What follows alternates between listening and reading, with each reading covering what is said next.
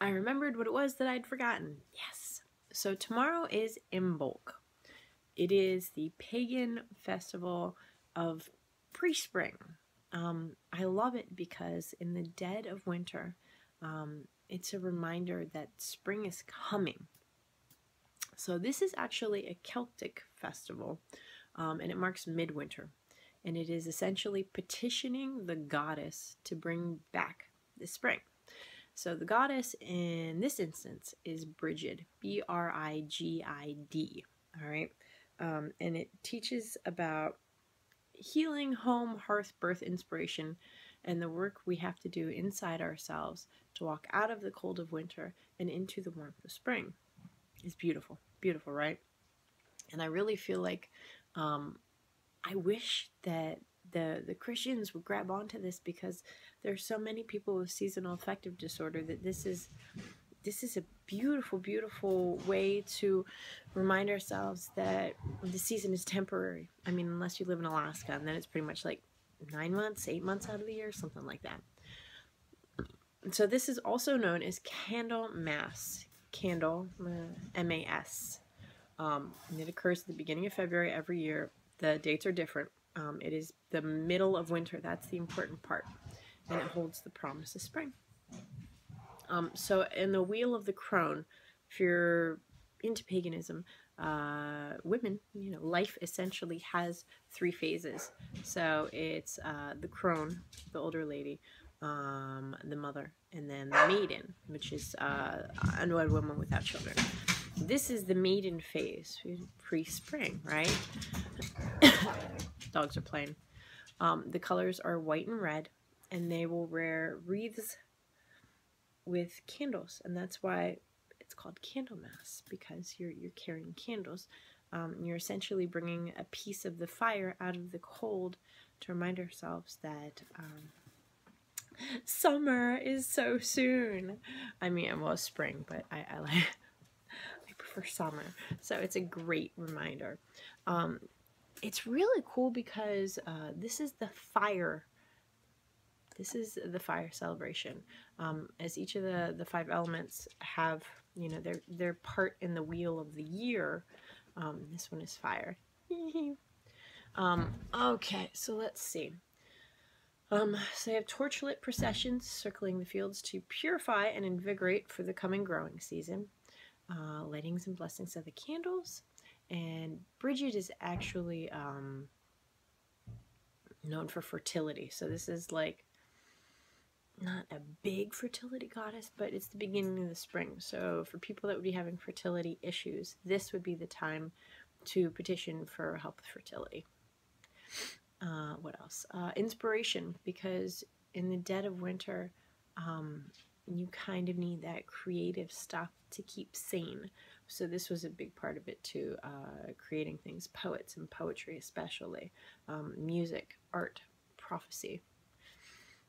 Okay, and smith crafts, so anything to do with fire, blacksmiths, silversmiths, the jewelry people, and cooking, because fire,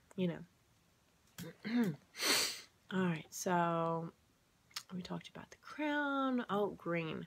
So Brigid has her own wheels, and it's folded and woven, whatever fields you would have. So you would save stalks from your harvest to create these Brigid wheels as talismans for the parade, essentially.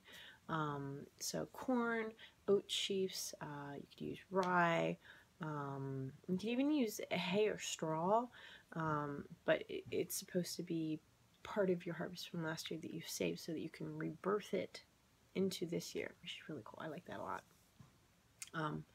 So the creatures would be the cow.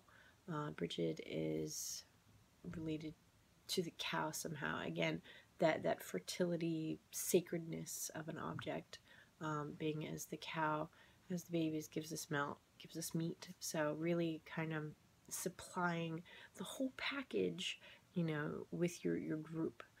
The wolf, because in the dead of winter, the wolf is fine.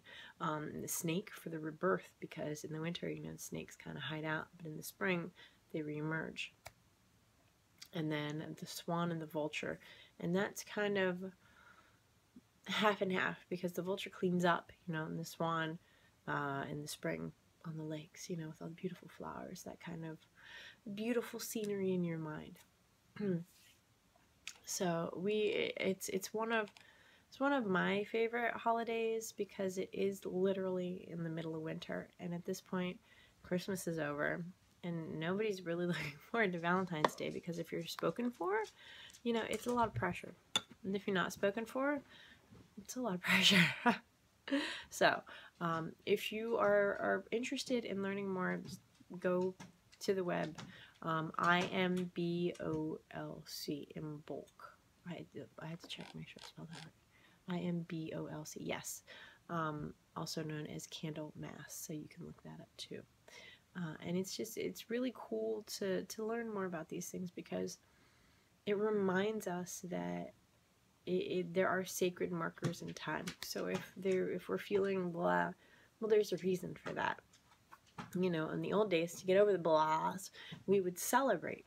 You know, we would remind ourselves that this is a revival. We're halfway to spring. We made it through.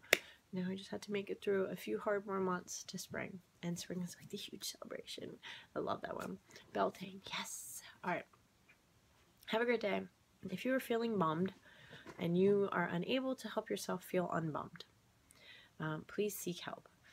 It's not something to be ashamed of. It's not the end of the world, even though sometimes it feels like it. Please seek help. Call somebody, find a friend to talk to your doctor. And mental health is extremely important, especially this time of the year. Especially if we get, you know, blizzards and we're stuck inside with our tiny children. Yeah. So, but seriously, please take care of yourselves and your mental health and well-being, as well as your physical health and well-being. And I hope you all are well. Thank you guys. I'll talk to you later. Bye.